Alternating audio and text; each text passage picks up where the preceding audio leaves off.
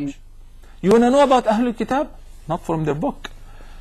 I bet you don't want to know that Prophet Lut was into homosexuality. That's in their book. You don't want to know about Prophet David and what he did in their book. You don't want to know about the rest of the prophets between adulterers and committing theft and killing and murder. This is what they talked about their prophets in the book. You want to read that? There are some very, very awful sexualities in these so-called books, divine books. They are not divine books, of course. So, if you want to learn about the prophets, they have been mentioned in the Quran. You want to learn about Bani Israel and you know all their stories, I will give you a gift. The book of Ibn Kathir, Qasas al-Anbiya. It gathers and summons all the Quranic verses about each prophet in the Quran and put them in one chapter for each prophet. This is if you want to know. About the Israelites. These questions are very advanced for you, Umar, and for even regular seekers of knowledge, to know which one is Israelites and which one is not. These ahkam very, very deep. And the bottom line is, whatever we find in the altered books that coincide in the Quran and the Sunnah, we say, yes, this is from the original book. It's got to be.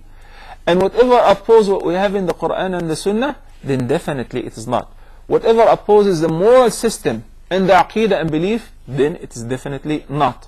Now, which one are you going to waste your time reading? Which version of these versions exactly? Do you know? You don't. Second, don't you think it is much worth it to spend this time reading the Quran and learning your own deen? And when you become professional in your own deen, like if I give you advanced chemistry and I give you an equation and say balance it, you don't know what chemistry is to begin with. So that's not right. I'm sorry if I'm being a little harsh, but a lot of youth, they would like to become Ahmed Didat. May Allah have mercy on him. Or Yusuf Estes, or wherever. So they indulge directly in a study in the Bible. Why? We're going to fetch it out and bring all the proofs that it is fake. You don't need to do that. It's all presented and it's all available. Just learn the Quran first in order to be convinced, in order to be a strong believer. What the Quran says, that the disbelievers said, لا تسمعوا لهذا القرآن والغوا فيه لعلكم تغلبون. The Meccan pagans made certain that the ordinary people would not get to hear the Quran. So they said, every time you hear Muhammad or any of his followers reading the Quran, distract the attention of the audience and clap and whistle so that they would not hear it. Why? Because if they hear it, they will be affected with it. I once was invited to a synagogue. It was the biggest in New York. And I had 4 rabbis. One of them was a professor of Islamic studies at the university there. And I was asked to recite Quran. And I was reciting in the synagogue from Surah As-Saffat. And while I was reciting, while I was reading, I could hear people crying. I was reading the Quran in Arabic in the synagogue. And once I finished, I got a lot of questions. How can we read this book that way? It is the Quran. It's not because Muhammad's voice is melodious, no. But it is a fact. It is the power of the word of Allah subhanahu wa ta'ala, even though they did not understand it in the language it was revealed with. That is not available in any other book at all. So please, learn the Quran, read the Quran, memorize the Quran and understand it. Then inshallah afterward, after you master that, you can start learning about other books. Assalamu alaikum wa rahmatullahi wa barakatuh. Muhammad from the KSA, then Suhail also from KSA. Assalamu alaikum. Wa alaikum assalam wa rahmatullahi wa barakatuh. Sheikh Salah, I just wanted to know, gold and silver, they have 2.5% as zakat value. What happens to the cash in the bank, which is there, and also about the interest which we get on the cash? This is a transaction is in India. And already the person has deposited some amount, and the amount of interest wants to know what to do with it. Okay. Jazakallah. Gold, silver, cash, or goods which are prepared for sale are all zakatable. Cash equals gold. You can buy gold with cash. And we say that the 1 gram of gold is worth 249, whatever amount, whatever price of the current price. So the cash is zakatable too once it reaches an nisab by itself or in addition to other positions. Similarly, the goods and commodities which are prepared for sale, likewise. What about the interest that you collect unwillingly when you deposit your money in a conventional bank in non-Islamic countries? Because in an Islamic country, if there is an Islamic bank, then it's not permissible to save your money in a conventional bank. Okay?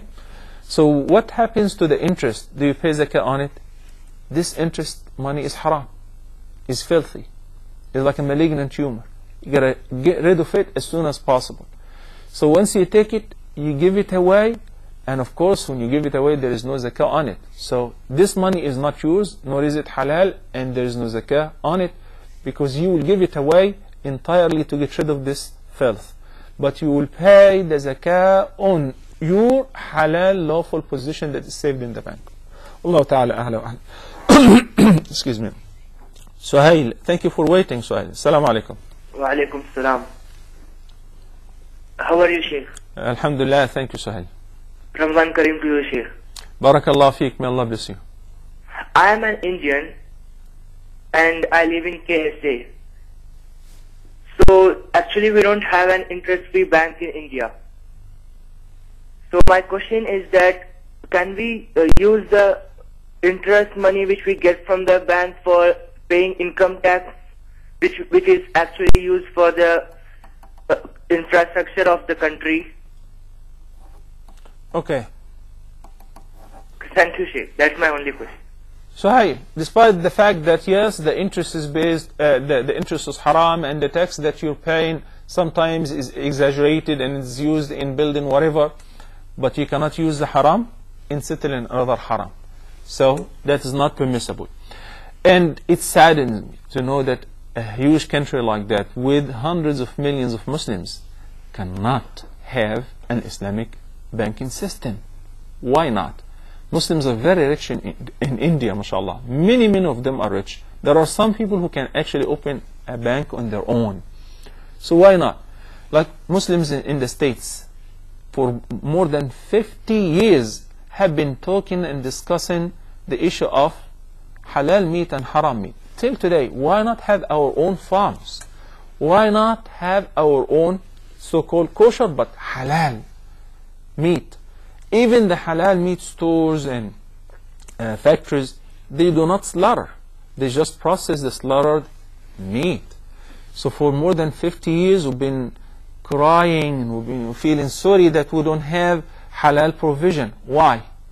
Because we're not focused. This is something that we consume on regular basis, not just daily basis, but every minute somebody is eating something. Our children, they want to run to McDonald's or Burger King or Whataburger. They want to grab something to eat.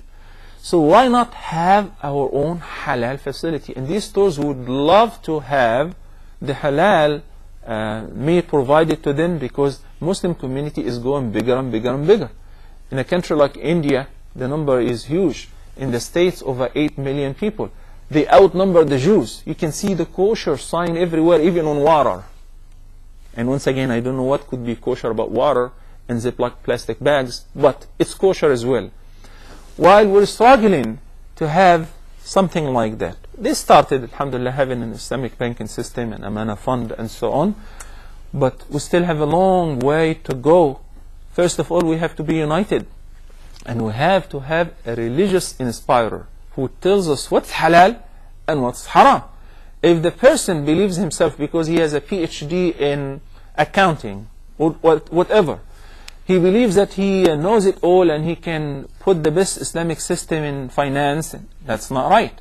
You have to have a council of scholars who tell you this is halal and this is haram, so that would not get out of haram into another haram. Okay, thank you, Suhail. Yes, I pray to Allah that He bless him more and more for all your good deeds. Ameen. Thank you so I much. was asked about the legality and if husband having subsequent marriages are to make all his wives live in one roof. Is this deed approved by Islam? Okay, having each wife live in one room in the same house? One roof, brother. One roof, okay, one flat. Well,